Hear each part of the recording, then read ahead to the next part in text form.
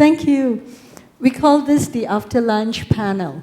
And the reason is very simple, because we want to make you work with us. And I'm really delighted that this morning we have such an engaging first panel, and it was before lunch. And the reason we talk about food security before lunch is to make you totally conscious so that you will not eat too much. Now that we have this second panel, it's actually a precursor to the launch event that will be coming up in a little while. And you know, for Asia, the timing of the launch is very critical. So exactly 15:10, we have to do the official launch of the Business Council for Sustainability Development. And I see Peter there, and I know Constant is all anxious about that official launch. So what this panel is going to do is, because it's a precursor to the impacts and solutions that businesses are actually already doing in Singapore, in Asia, to bring about business sustainability. And instead of reading CVs, which most chairmen likes to do, I'm not doing that, because I want an early conversation from this great panel directly with all of you very quickly. You will see their names and their titles on the slide behind me. And with no particular order, but because it's so rarely that I have a lady CEO on the panel, I have to start with Susan Chong. And makeup of this panel consists of people from small, medium enterprises, and we kind of hear that message, whether you're small or big, you have a role to play, you have a contribution. And many of our small, medium enterprises in Singapore actually have made a case for business sustainability and have made it profitable. And Susan from GreenPac will be one such example. And of course, next to her, we actually have Patrick Hartless, coming all the way from Nestlé, Malaysia. And everybody knows that Nestlé. And Patrick comes from actually the food and beverage side of Nestlé. And he looks after the value chain, the supply chain. And I think so much of sustainability is about sustainability in the supply chain. So I can't think of a better person than Patrick to share that with us. And of course, next to Patrick, I have Sverre. Sverre, okay. He's got no fear. All right, so Sverre Prytz is actually the managing director for BW Ventures.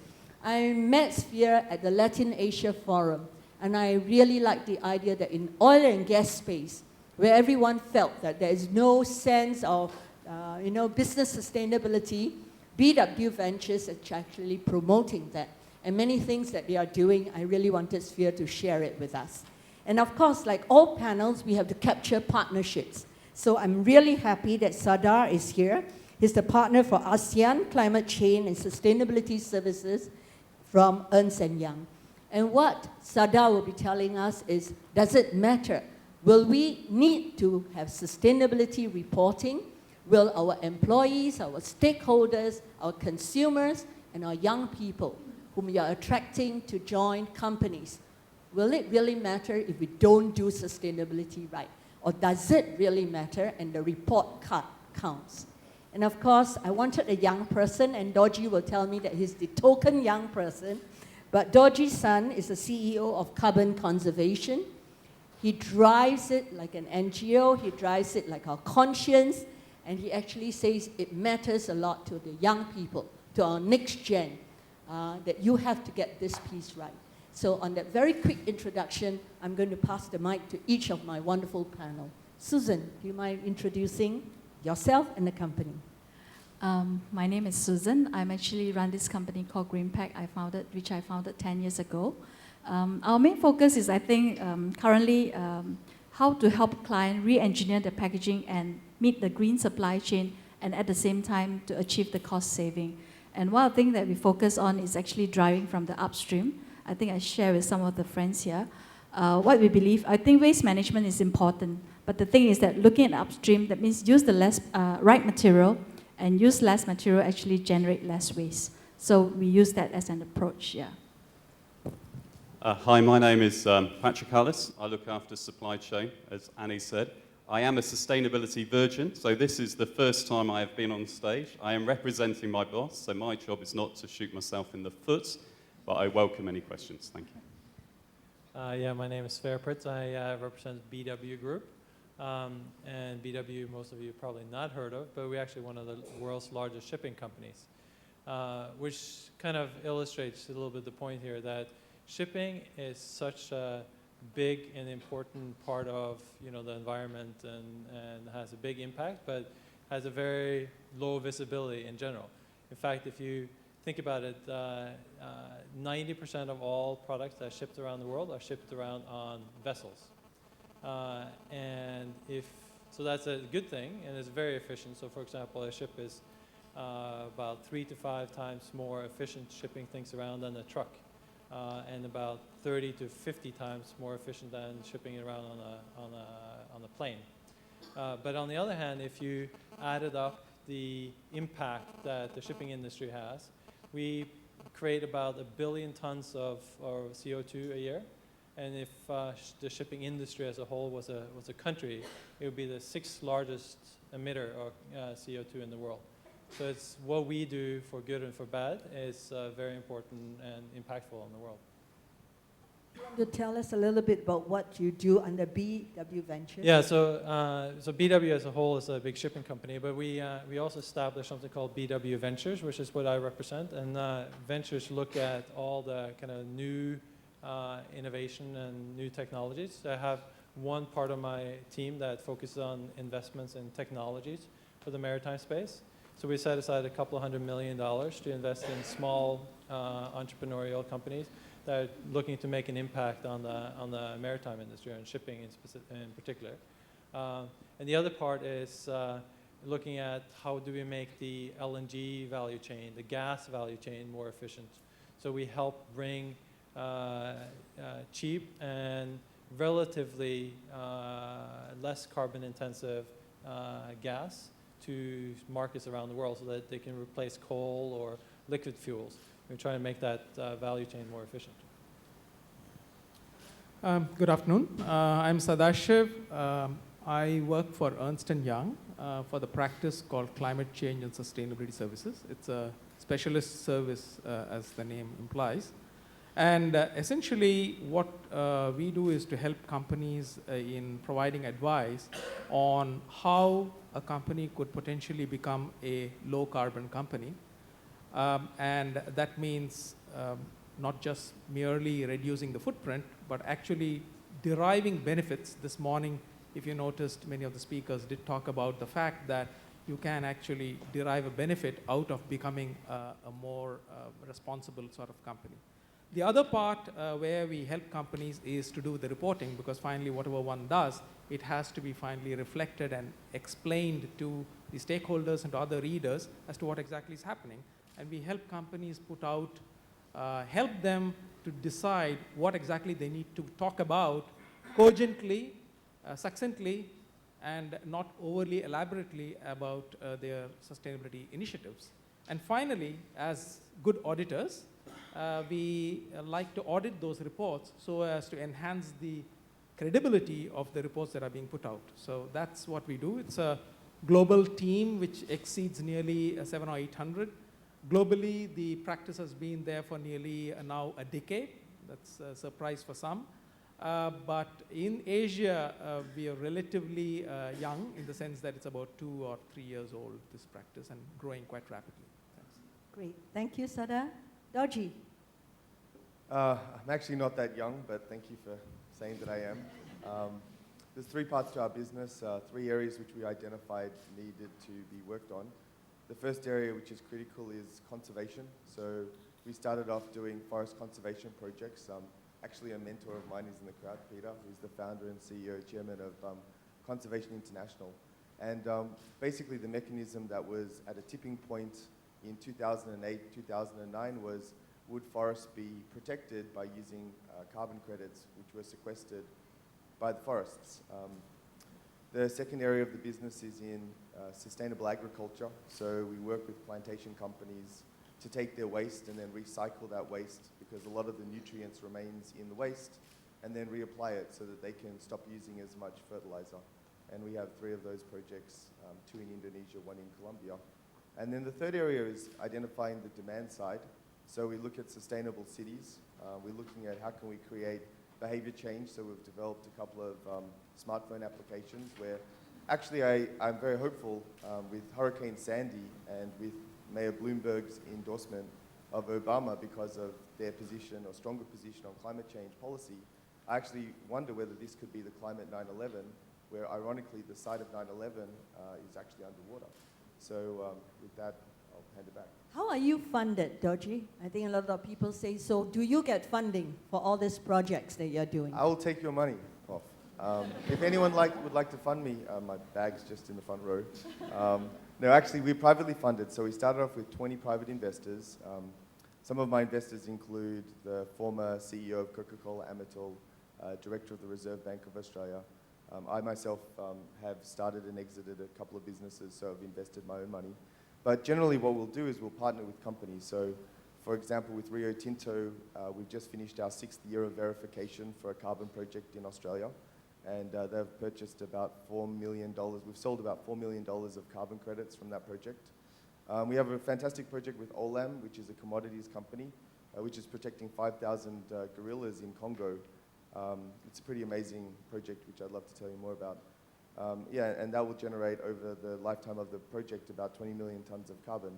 And one of the problems is last Friday, the spot price of CDM credits was down to about 86 euro cents from a high of around 12 euro over the last 12, 18 months. So this is why these forums, and Tony, thank you for organizing this, because I actually think Singapore is at a critical point.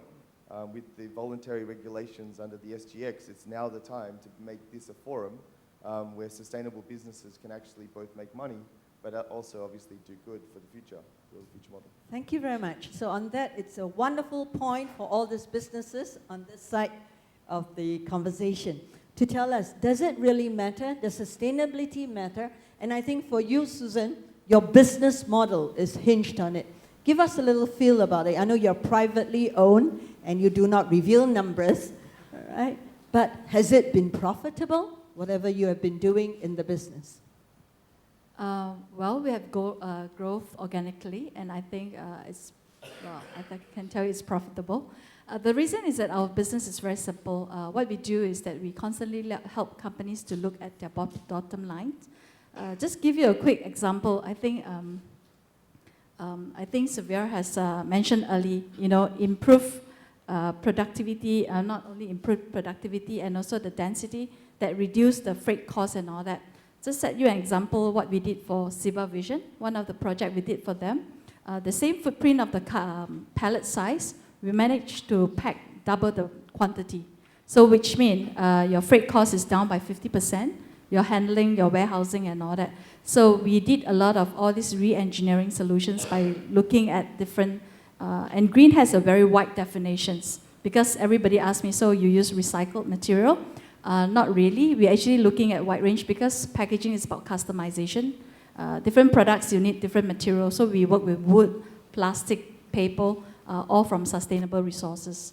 So basing on the needs and requirement and by whether you ship by sea or by air, we have different solutions. Yeah. How many staff do you have right now, Susan?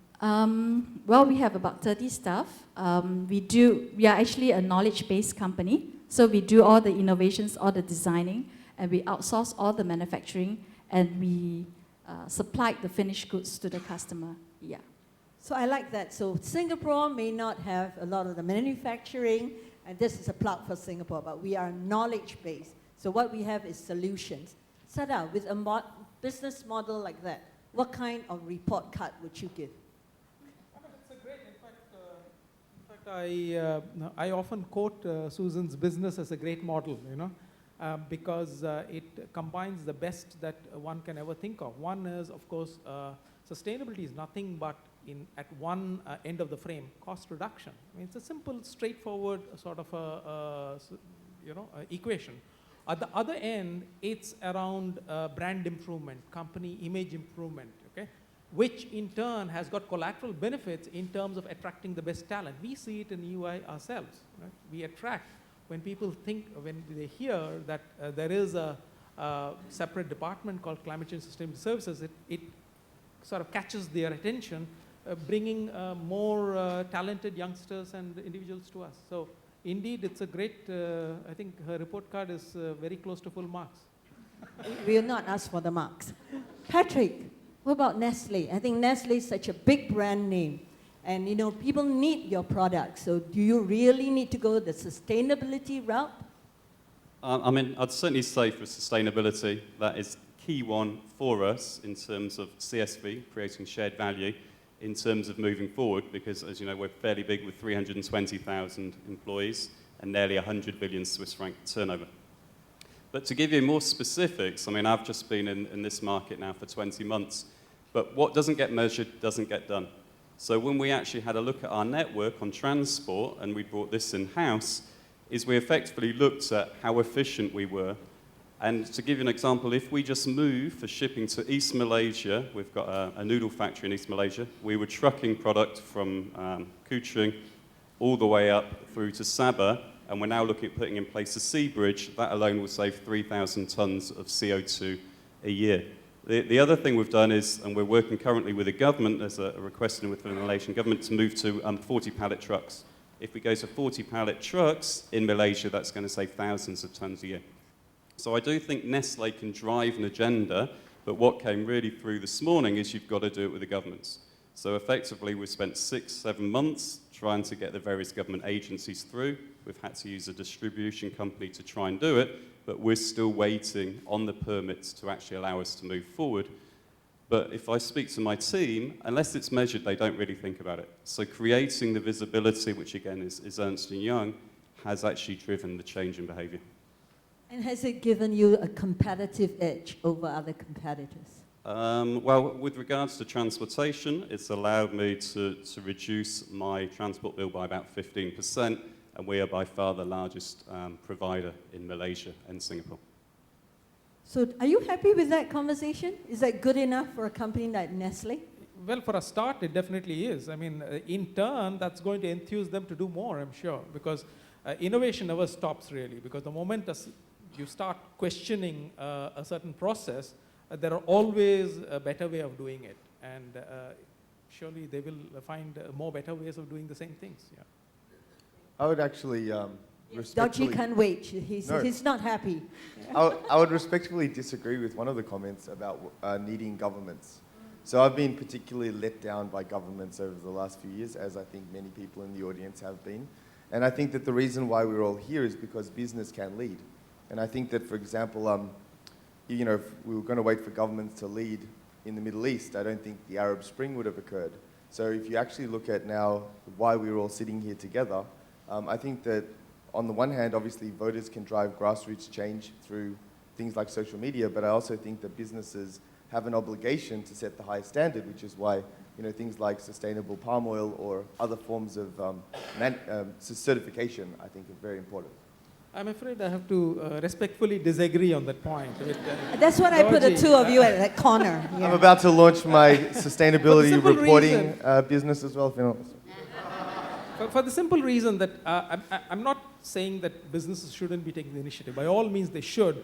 But surely there's a role for regulators, especially at the starting stages. It's like a teacher in a classroom. Before you let loose the people to go on with their creativity, someone's got to set the direction. And a little bit of a nudge here and there from regulators is that absolute vital necessity. I'm not saying this because I am an audit firm, but I'm saying even from the viewpoint of being an advisory firm, it helps that companies need to be given a certain direction. Case in point is, can anyone guess how many companies in Singapore put out a formal sustainability report last year? Take a guess. We have Throw a number, any number. Close to 800 listed companies on the Singapore Stock Exchange. How many? Less than 50? Yeah, to be precise, 13. 12 or 13, yes. So that number is going to go up. But if you take the total universe, it's a stunningly small number. And it's not. It's slightly better across the causeway. In Malaysia, it's about double that number. Okay. And is it because of regulatory requirements? Partly driven by the fact that there isn't regulation. So the first response companies ask is that, am I required to put out this report? I say, you're not required, but I think it would be good for you in your own long-term interest. I say, I'll wait for the regulator. So. Yeah, but just to use your analogy, I feel like currently the teachers have left the playground. We're not getting much direction, so I just think that we can start now. And that's why we are having this conversation. Okay, Dorjee, you wait. All right, we'll get to see you. We'll get to you. This is the teacher talking. All right, good. Sverre. Well, I'm not sure which one I should comment on. I have comments on all of these. Give us comments on all of Well, it. I think, so first of all, the sustainability is very important. And even for our company, which is private company and sort of low visibility compared to Nestlé and so on. But the real driver, there's two drivers. One is regulations, obviously. The other is economics. And economics is always the strongest driver. So the great thing actually is, increased oil prices and so on really drives up the cost of being, wasteful and consuming more fuel than you have to and so on. So that allows or pushes people to being more environmentally friendly. But there's other aspects where I do think that regulation needs to come in. Take SOx emissions, for example. SOx and NOx is not going to happen based on purely an economic argument. But someone needs to say that you're not allowed to emit a certain amount in certain areas and so on, because otherwise you're going to burn the absolute cheapest fuel, and that's going to be the most polluting fuel. So there's sort of a balance. And again, just to give you some examples, the governments can do a lot of things right, but they can do things that is wrong as well. So for example, governments in China, Korea, Japan, even Brazil, they're encouraging the shipbuilding industry, which is helping employment, and it gives short-term advantages. But what it's done is that it flooded the market with cheap shipping, right? And as a result, you can ship oil, you can ship 2 million barrels of oil from the Gulf to the US for less than what it costs in fuel to move it there. So it's virtually on a marginal cost basis, it's free to ship oil around the world, which causes tremendous inefficiencies. And the fact that you would, catch a fish in Norway, ship it to China to have it filleted, and then ship it back to Norway again, it's just utter nonsense, right? So why aren't people educating governments? I think governments all have good intentions. We don't have silly governments, but we have silly actions. So who's educating governments? I mean, to pick up this example on Malaysian government, we designed the truck, we've designed the trailer, it's sat with them to basically approve. So we're leading the agenda, but we're waiting on their sign-off. So we've effectively put it on the plate, and we're waiting feedback so we get permission to run. So my only comment from that example about both the fillets as well as serving the fillets, I think that there are some fundamental problems with the way that our economies work today. So for example, the fact that clean air and rainforests do not even factor as any type of asset obviously is wrong. And unfortunately, the way that we've designed our systems are that they don't accept disruptive change. So the problem that I see is similar to Kodak, the Polaroid. I mean, until just a few years ago, they had 20,000 of the smartest chemical engineers, the smartest people who were making film cameras, but they totally missed the digital revolution. And it seems to me, unfortunately, that we around this panel, like the very fact that you have done the calculation that it's cheaper to ship a Norwegian salmon to China to fillet and then back again, and yet common sense doesn't somehow interject into parliamentarian debates, to me it seems as though we're not built for a disruptive factoring of these problems. So you bring out problems, Dorjee, but aren't there solutions? Are there not great examples somewhere where people have actually adopted great practices? Yeah, and they came from the Million Man March, Martin Luther King, civil rights, all of these great movements to fundamentally rectify wrongs had to come from the grassroots. The incumbents rarely actually take the lead, unfortunately. Sada? Look, I'm a strong advocate of, I hate to use this term for want of a better phrase, forced education, okay? Because the true education will take place in the schools and in the colleges now. But by the time they grow up, I think the planet might be under severe distress. So there has to be some level of forced education with people who matter, okay? And what do you mean by people who matter? For instance, boards of directors need to be asked to go through a program which, you know, inculcates in them the understanding of what are sustainability issues. Okay? Today it's being seen as a cost. Okay? Actually, the impactful cost may be much higher. So rather incur the current cost, amortize it over a period of time, create it as a strategic cost and carry on. But who's going to do that? So maybe it's the regulator somewhere on the Institute of Directors, etc., who's got to really drive that agenda of education and, you know, forced education. Great, which kindly leads to my second question before I open to the floor. So you notice that we've got all these conversations for the last 5 years on business sustainability. And yet we are still having this conversation on this panel right now. And you know, if there is one thing that should be done right immediately so that we could quickly get forced education and all those good stuff done, what will that be for your business, Susan, or among small, medium enterprises? Implementing the green procurement policy. Explain. I guess it's not new. Government is actually the biggest consumer, and this is actually already happening in Korea, Japan, and all that. So the government actually come up with this green procurement policy. They start with a 5 years plan. For example, they start with 10%, 20%, and that will actually drive the economy. Because whoever wants to supply the products to government, you need to green your products, or you need to have certain policy in place. So that will actually help to drive businesses. Because today, I think it's a chicken and egg situations that they may want to implement and they think that the business are not ready. But hey, we are all business people, right? So we know where to make our money. So long as there's a policy, and if you want to be part of the business and you have to do it, I think that will probably be the fastest way of doing it. And there'll be a certification project. Somebody will say that you met the required green standards? Yeah, because we already have that in place now in Singapore. For example, we have Singapore Environment Council that is doing the green label. Yeah, so yeah. Do you like this? Will that make a difference, Dorjee? Absolutely. I mean, you look at the impact that Walmart, that Nestlé, many companies have said 100% certified RSPO sustainable palm oil by 2015, and that's starting to change the industry from the supply side. So I absolutely think that green procurement does make a difference. My personal thought is, right now, having watched the carbon markets flounder, I'm looking at the consumer-driven side, so I'm looking at smarter cities. Currently, last year we passed the tipping point, so 50% of the world's population now live in urban centers, predicted to go up to 80%. So when you think about 300 million Chinese people moving to cities in the next 15 years, if we don't find a solution for that, I think that's a big problem. So that would be the area I'd work on. Yeah, I would add to that. Green procurement is definitely a vital piece. I think also green disposal. Because companies need to start designing products that are suitable for green disposal.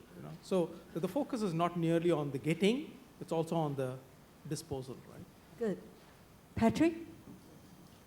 One thing that should be done immediately so that we don't have this recurring conversation. Well, I mean, I think the reporting's in place. So, I mean, we obviously report every year, and that's key. But also, if you look at what we say to our shareholders, it's very clear in our message to our shareholders in terms of how we'll grow, and we'll grow sustainably.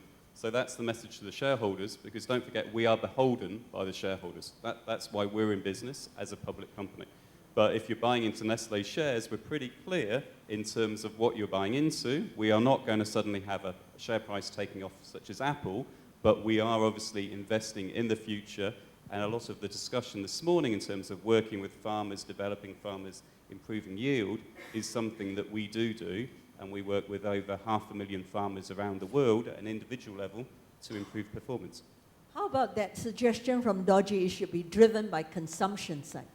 I actually agree, but it's this whole thing on CO2 reporting. So I come from the UK. They've been talking about CO2 reporting for a long, long time and putting it on labels. It hasn't come through, and you need common ways of doing it. So, for instance, if you buy products here in Singapore, it's most likely imported from Malaysia. So basically, you want a shared label, because again, that actually saves costs in terms of environmental. But the two government legislations aren't in the same place. And if you go to Europe, even with one trading bloc, we're still not there on carbon reporting. But I do firmly believe that would change the agenda if and when it happens. Great. Sverre? This is actually one area where shipping is doing a good job, because in shipping you have the IMO, which is a branch under the UN, which is actually regulating the entire shipping industry. And it sets regulations that then is enforced on all ships globally. So the key is to come up with the right and the sensible regulations and then enforce it on the 65,000 commercial ships that are out there. You can have huge impact with small changes. But the issue there is you need to then lobby your local government to make them ratify these different conventions that are put in place by the IMO. So I'll give you two examples. One is on ballast water treatment convention. Ballast water treatment is the issue here, since it's not carbon, but it's still sustainability and environment. It's basically what happens is that when you pick up ballast water in one body of water and transport it somewhere else, you pick up a bunch of native species to that body of water, you transport somewhere else, and it contaminates the new environment. This is how you got zebra mussels in the Great Lakes in the US that costs $5 billion a year to deal with, right? The rules sit in place, the framework, everything, but it's not ratified by enough countries. Singapore is one of the countries that has not ratified it. If Singapore said yes, it would bump it over the required limit, and the rules would be able to be put into place. So that's one example. So you can lobby Singapore government and tell them that they should ratify the Ballast Water Convention.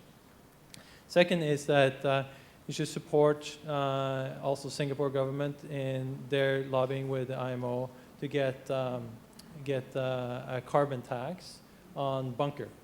So put a $20 fee on bunker, and therefore bunker is a fuel for ships, right? So, and that increases the cost of running your ship, and therefore will change the behavior, and you can ratchet that up. You can start by $20 a day. Over a 10-year period, you can go to $200. So it's not this shock treatment, which I think that many are worried about. If you go immediately and put a $200 levy on it overnight, there's going to be an uproar. But you start with 20 and you have predictability. You know exactly how much more expensive it's going to be each year. And that's going to change behavior, and it's going to make the whole supply chain more efficient. Will that work, Sada? I'm a firm believer in reporting, and I'm sorry I'm going to go back to reporting. For the simple reason that in many ways, the tail sometimes wags the dog, And once you start putting down what are the kinds of improvements I'm doing, in whatever stepwise fashion, after some time you're forced to behave in that particular pattern and improve on it. Okay? And talking of what are the things that could be done straight away, for example, in Singapore, they could identify the top 5 or 6 sectors that contribute significantly to emissions or to energy reduction requirements. In fact, yes, so it's related. So you were saying we only have about 12 listed companies Yes. Who do sustainability reporting. Yes. Which sectors are they from? Oh, they are, I think real estate kind of dominates in Singapore. Surprisingly, for example, the financial services sector is completely absent. Okay? And for whatever reason, they don't seem to believe that it's worthwhile to report, even though the fact is that their impact on the entire spectrum of industry is enormous. So if they set the tone, the people whom they fund will get a certain message because they are actually a catalyst, right? But unfortunately, that's not happening. So really, I would think that Singapore needs to identify those 7 sectors, starting with the usual culprits like oil and gas, chemicals, etc. But then there are other sectors, including banking and insurance, who should really be reporting. Okay? Identify the top 10 or 20 and say that maybe you should think about showing where your improvements are coming from. And it doesn't necessarily need to remain only around the area of energy. We keep talking of green. I'm talking about the entire gamut of sustainability, which includes things like gender diversity.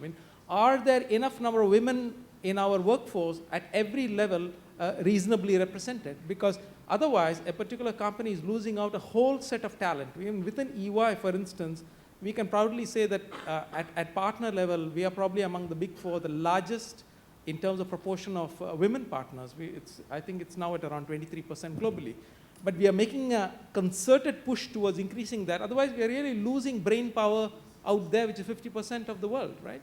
I didn't prompt him to say this, but I'm really glad. But I was looking at you all the time, if you remember. But of course, Sada.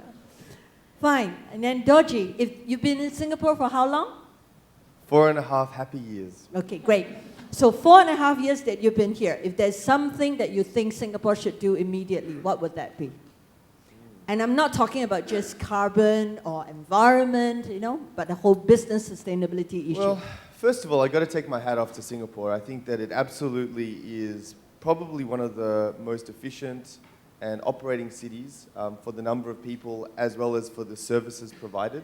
So I think that the big benchmark in the future will be how much GDP is generated and services provided for inputs or sustainability. So I think that Singapore is becoming the nexus in Asia and can become a global leader in terms of sustainable cities. So I'm working with the Center for Livable Cities, EDB, a bunch of different organizations to see how do we make Singapore the most not only interconnected and web-enabled and smartphone-enabled, but also sustainable in terms of productivity. If it could lead like that, I think that there's 10,000 cities and towns around the world which you could then sell its expertise to or export its expertise to, similar to the Eco-Cities projects with Singbridge. 2 quick points. So I really was inspired by the comments by my panelists. Patrick, if Nestlé led, similar to its labeling, they've got Mars is starting to do follow the frog with the FSC. I mean, if you guys just put the CO2 mileage on just unilaterally, I think that you would, earn a lot of kudos. And I don't think you should wait for regulators. And Sverre, I think that if you put $20 per metric ton, obviously, if no one else is paying it, you don't want to be in any way, shape, or form disadvantaged. But if you created an innovation fund, which was funded by the $20 per metric ton on bunker fuel, I mean, that would be brilliant. I mean, you could potentially come up with some pretty ground-changing innovations, but just some thoughts. Don't wait for regulators. No Great. offense. Your turn. All right, we want to hear from you. And I heard that there were people with burning issues earlier. They didn't get a chance, so we are opening up to the floor pretty early. The mics are available at the side. Are there people with questions, or you have some great examples that you want to share with us? Yes, Anne. I could see you at the top.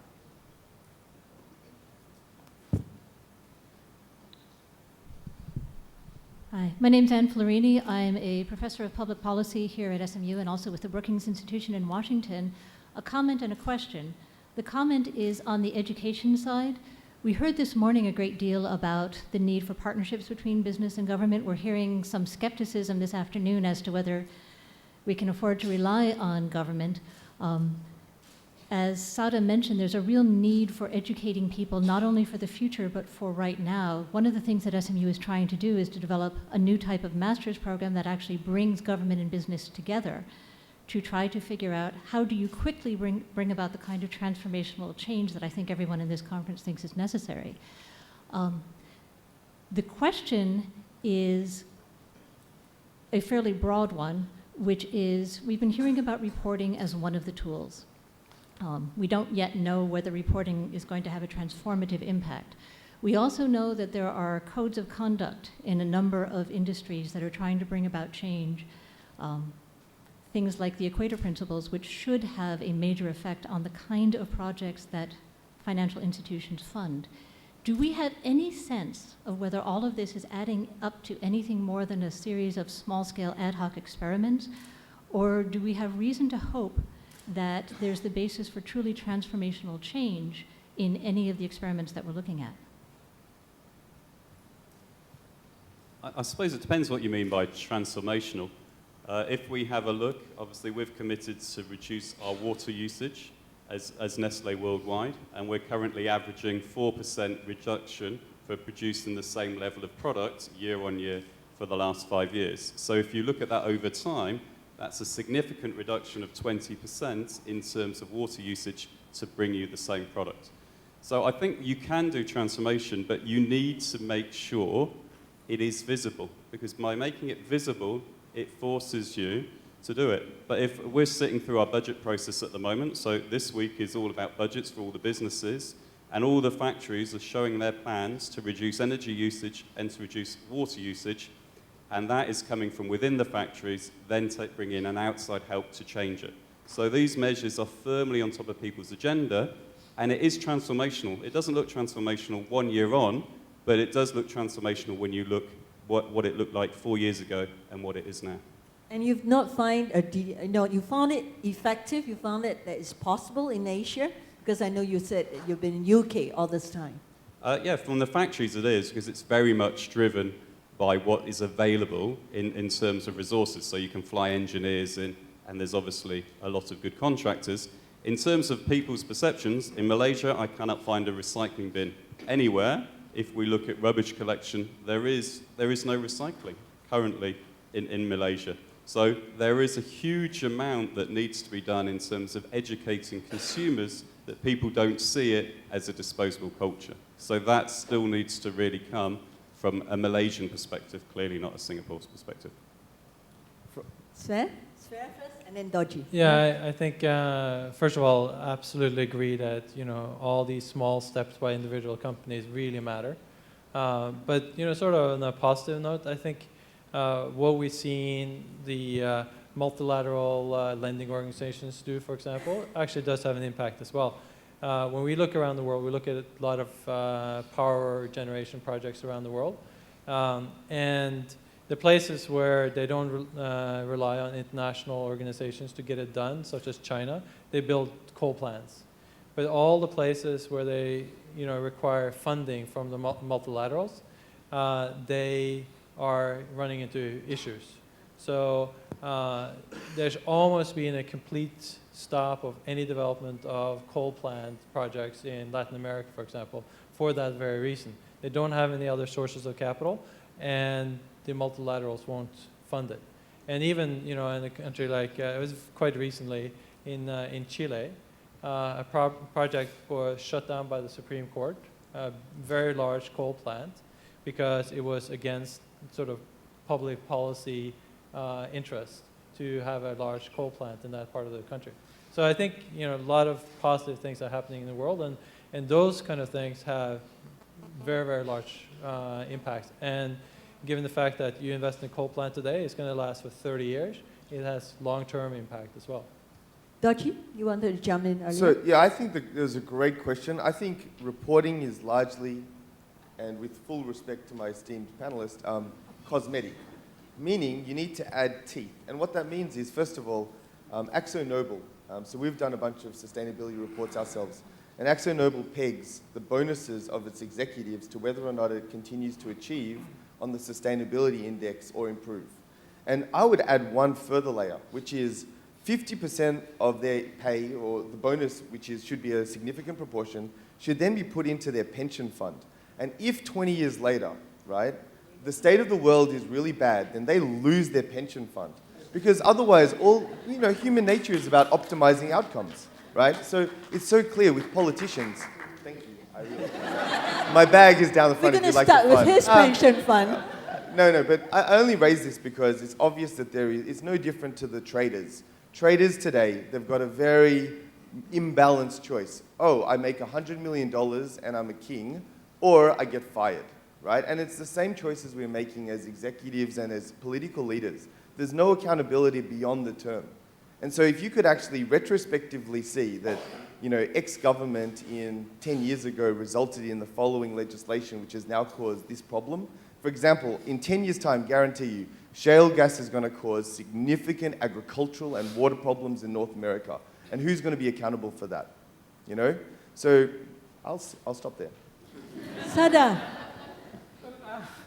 I don't think I'm going to be that revolutionary. I'll be a little bit more conventional, because transformational change can happen when a leader shows that he can achieve something, like Nestlé has. I have a client who is a brewer, right? And in brewing, water is the big input, fresh water.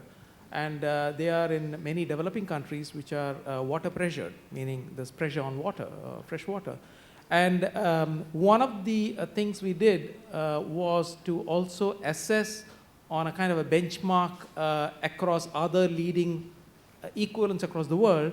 And when they saw that there were others who were doing better, they have no choice but to improve. So you don't need to touch their pension funds as yet, you know. You could, but there's still a little time. Give them some time. Did you manage to get more companies using you? Are you seeing a trend? Because I know we want a transformational change. Yes, I think moving forward, because I think we have some good success stories.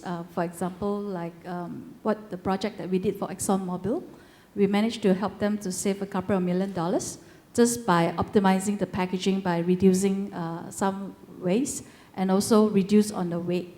I think coming on that transformation, I think something just to share for ourselves, even as a small company, we've been constantly look out. I think just to follow into what Patrick has said, recently we have just adopted the solar panel, which the solar panel, because we have full sun and good weather in Singapore all the time, so we use that as an option, and that actually we have put on the solar panel, and that helped to harvest about 352 kilowatt. It's about 20% usage of our current usage. And the ROI is 6 years, and basing on today's cost calculation, but moving forward, I'm sure the prices will continue to move up. So I think it's a good way to do that, yeah. To walk the talk. And actually, Susan's very humble. She just won the Solar Pioneer Award. Yeah, thank you. Yes, Rena? And then Peter, right? While you were talking about Walk the Talk, by the way, I'm Renee. Singapore is the host of the World City Summits, and we pride ourselves on being the knowledge center and world-class hub for many things. Yet we are one of the largest consumer of plastic, which has all the other derivative problems. And do you see in your time, Annie, that they would introduce, government-driven or Ministry of Education-driven, introduce compulsory mandatory education and sustainability in schools? Because, science, maths, English, and Mandarin are compulsory, but this is an important subject to be brought up from the grassroots level, from children upward. I really like this question, and I think we are weaving it into a lot of our courses. So, Ernst looking at index of public-private partnership. We are building it into our curriculum. At the same time, I think the children today are actually very conscious about a better world. And, but I like the issue that Sada brought into the picture at the board level. I think that piece of action, and I think with executive education, with things that we're going to be working with BCD, this is something that we are looking at. So it's in that direction. Sir, you have a question. Can I trouble you to walk to the mic just behind you? Just there, just behind you. Yeah, use this one. I have a comment. I was the initiator of the Equator Principles 10 years ago. And that was at that time the right idea at the right moment. We have moved on since. Equator Principles was for the early practitioners. The urgency of the agenda we're discussing here is much higher. That's why I would emphasize what has been said by some of the panel members. The governments should help the business to accelerate. And I give you 3 examples of where the Singaporean government can accelerate the agenda for its business. Participate in the OECD guidelines for multinational enterprises, number 1. Number 2 is make sure there's going to be legislation here to report or explain why not. Introduce that for the top 200 companies. Thirdly, the sovereign wealth funds should have not just an exclusion policy, but an inclusion policy. Do you see that happening? Thank you very much. Would you see that happening, Sada? Would you see regulatory movement towards sustainability reporting? Look, Singapore has the SGX has put out a guide to sustainability reporting. It's only a guide, and it doesn't enjoin listed companies to have to report. But I think there is definitely a move in that direction. I can't obviously speak for the government, but there's every indication that I don't know the time frame, but potentially mandatory reporting is probably around the corner at some stage. So I think we are heading in the direction. Interestingly, our neighbors across have actually stolen the lead because Bursa Malaysia has gone quite some distance already. And I think the Code of Corporate Governance has been changed this year earlier in Malaysia, which requires the independent directors to ask their companies as to what exactly they're doing about sustainability issues, starting from 31st December 2012. That means on 1st January onwards, the pressure is going to be on Malaysian listed companies to have to do something about their reporting. Okay? And you look after ASEAN, right? So is there anything in the ASEAN agenda that requires that coordination or not? Not that I have heard of. I have not heard of any initiative at an ASEAN level, not yet. One final question from the floor. I thought yes, Suchiat, grab the mic.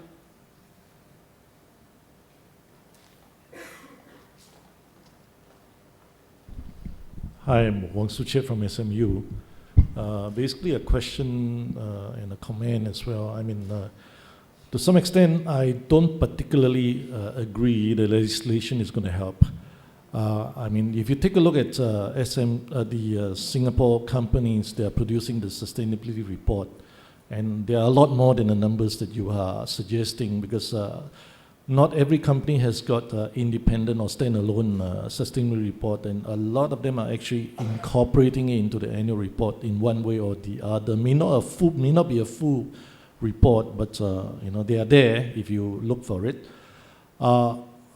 And I compare it with the Malaysian companies that are under compulsion to produce sustainability report. And in fact, my students are doing, they have assignments in comparing sustainability report produced by Singapore companies and Malaysian companies. And a lot of the companies in Malaysia are actually going through the motion rather than actually producing sustainability report at any value whatsoever. I'm of the view that I think there's a need to create greater awareness in not just the business community, but in the masses about what sustainability report is all about, sustainability movement is all about. I give you an example. This morning when we were talking about food security, I wanted to ask this question: how many people in Singapore, frankly, are concerned about food security? We go into a supermarket, we go into a wet market, we get all the food that we want. Who cares about food security in the first place? How many people really question how important it is to have food security, at least in the context of Singapore? And you know, I did a small survey, and a lot of business people are not even aware of the sustainability movement. For example, they are more concerned about satisfying ISO requirement because they see it as a business necessity rather than GRI or for that matter IR, integrated reporting. So from that perspective, I'm just wondering what is the group going to do in terms of educating the masses. You talk about getting government to move. If the masses move, the government will move. So what are you going to do to educate the masses about the importance of sustainability movement? Actually, you have perfect timing, Suchiat, because that question will be officially tackled at the official launch of the Business Council for Sustainable Development. Okay, and that's coming up. So I'm going to round off by asking round robin again from each of you on this panel. Given the conversations today, given what you've been doing and you felt that it's been in the right direction, can you tell me in the next 6 months what the future for sustainability is looking like? Well, I think it's very positive because what we can see is that there's more compliance coming up, and a lot of people, especially a lot of multinational companies, they're looking at compliance. But I think from our own perspective is that we do see how company has actually understand by doing green, and they also improve their cost, right? So that probably will help to drive a lot faster. Patrick? I mean, for me, as I said, it's the first time I've been to one of these conferences, and I found this morning illuminating. And if I didn't know that, rest assured, most of the 5,000 people who work for Nestlé in Malaysia don't know either. So I do think it's beholden on us all is to really understand more and educate more. And through that grassroots change, we will create change. But just getting my team to talk about CO2, which we've managed to do in the last 9 months, is a huge progress. And now they're happy and high five when they see the reduction. and that creates its own momentum. So I think the key is to create momentum, and then obviously to recognize the momentum to keep it going. Sverre? Well, not to be too doom and gloom, but I'm negative to sustainability in general. I think that we're sort of, to use two different metaphors, we're doing 100 miles an hour towards the cliff, and we're thinking about checking the speedometer if it's the right speedometer or not, or we're thinking about ways of slowing down to 80 miles an hour, but we're still headed straight for the cliff. And most of the things that we do and the things that we've been discussing, sort of rearranging the deck chairs of the Titanic. We know where it's going to end. So I think there needs to be a lot more sort of urgency, that we need to feel that sort of sense of desperation, that we really need to get something done. And I think it's impossible to get big corporations that are driven by profit to do that. You need to have governments involved, and you need to have a grassroots support of it, of course. Sada? Well, after 3 years of hard slog and crying myself hoarse, if the past 6 months are anything to go by, I'm very hopeful about the coming 6 months. Okay? At least looking at the fact that now the phones do ring. Okay? And You don't have to wait for the phone to ring. Yeah? Good. Dorjee? I'll end on a positive note. So That's unusual. that's mean. So I plan to launch with my team, and we've so far got about a dozen companies that are going to participate. And I'm speaking to high schools and universities and polytechnics. A Singapore pilot to try to get 1 million acts of sustainability to be done. It's going to be integrated into a smartphone platform where we can capture these and provide rewards and prizes. And the idea would be if we could actually launch and show that Singapore can come together as a community and change behavior, maybe we can export this to other cities and get a movement. So we're looking at other parties, whether you're a community group, Boy Scouts, Rotary Club, and or a company who would like to work with us. But Thank you very much. Ladies and gentlemen, we are all cautiously optimistic.